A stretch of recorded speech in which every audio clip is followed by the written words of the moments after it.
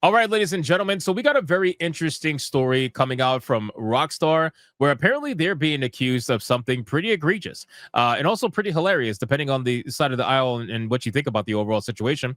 But Rockstar apparently accused of the most ruthless act of union busting in the history of the UK games industry. Now, that's a pretty long statement. After firing dozens of employees who were allegedly attempting to form a union. Now, guys, unions in the gaming industry are something that they're trying to make as more prevalent as possible, especially now more than ever. Because over the last 2 years, since 2024, there has been well over 40,000 layoffs in the gaming industry. It has been a massacre, okay? With the amount of studios that have closed down in 2025 and the amount of people that lost their job in 2024, there was over 20,000 plus people that lost their job just in 2024 alone. So in 2025 combined with over 40,000 people losing their job, the developers are thinking instead of getting better, instead of trying to understand why they're losing their job, instead of trying to understand why gamers are just so disconnected from what a lot of these developers and these executives are doing, instead of trying to figure out any of that, they're like, you know what? Let's try to protect our jobs so that we can't get fired easily. Let's try to protect our jobs so that we could continue to do the shit that we do every single day for longer, with a harder time to get penalized for it. That's basically what's going on here. And Rockstar tried to get ahead of the curve by firing people who were trying to unionize. So again, you could have your ideas about unions. I have my own ideas personally. I don't really like them, but again, it's all up to the person. But Rockstar got ahead of the curve. A Bloomberg report says that Grand Theft Auto 6 studio Rockstar Games has fired dozens, whatever that means, of employees over what the Independent Workers of Great Britain Union allege is a brazen act of union busting. Rockstar parent company Take-Two Interactive denies that allegation and says that employees were fired for misconduct. The report says that between 30 and 40 Rockstar employees working in multiple offices in the UK and Canada were fired on October 30th. All of them are part of a private trade union chat group on Discord. An IWGB rep told the site that some of the fired employees were members of the union, while others were attempting to organize. Oh, shit. Uh-oh. We're part of a private trade union chat group on Discord. Oh, snap. This is the most ruthless act of union busting in the history of the UK games industry, IWGB said on Blue Sky. Yesterday, Rockstar Games unfairly fired 30 employees for union activity. We won't back down, and we're not scared. We will fight for every member to be reinstated.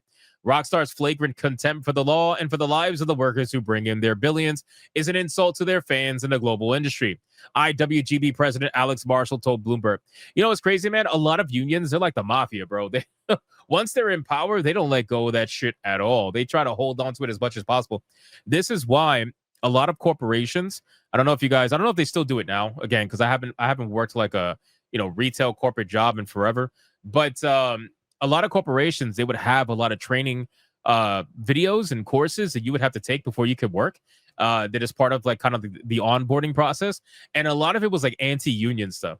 They would try to convince you to be anti-union as much as possible. I think Target got caught being anti-union, pushing kind of like propaganda for being anti-union as much as possible. And again, you could think what you want about unions. I don't like them, but the simple truth is that corporations do try to indoctrinate people to be anti-union as much as possible to avoid having to, deal with them. It says in a statement provided to PC Gamer, Take-Two denied the allegations of union busting and said that it supported Rockstar's decision to fire the employees. We strive to make the world's best entertainment properties by giving our best in-class creative teams positive work environments and ongoing career opportunities. Take-Two's head of global corporate communications, Alan Lewis, said, our culture is focused on teamwork, excellence, and kindness. Rockstar Games terminated a small number of individuals for gross misconduct and for no other reason. As always, we fully support Rockstar's ambitions and approach. Take-Two declined to comment on the number of Rockstar employees fired or the specific reasoning, for their firing.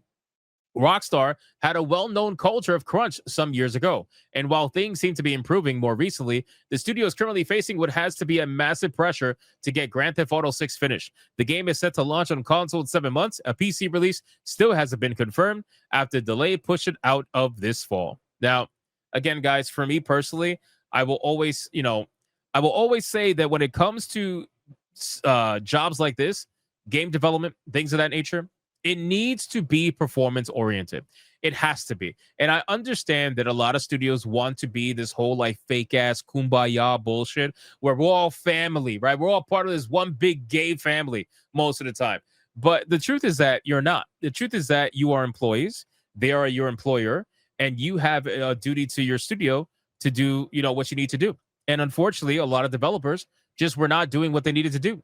You can say that you were, but I've seen a lot of these TikToks, and I'm sure a lot of you guys have, a day in the life of a Silicon Valley tech person or a game developer or whatever. And most of the time, it's them running around in the game room playing fucking pool or going into like their safe space rooms. Remember when X had safe space rooms where they could go inside the room for like 2 hours and just like do nothing? Out of an 8-hour workday, they're probably working two at most. Like, no, man, it's clear that a lot of these studios overhired during COVID, and now they were looking for any excuse to get rid of these people.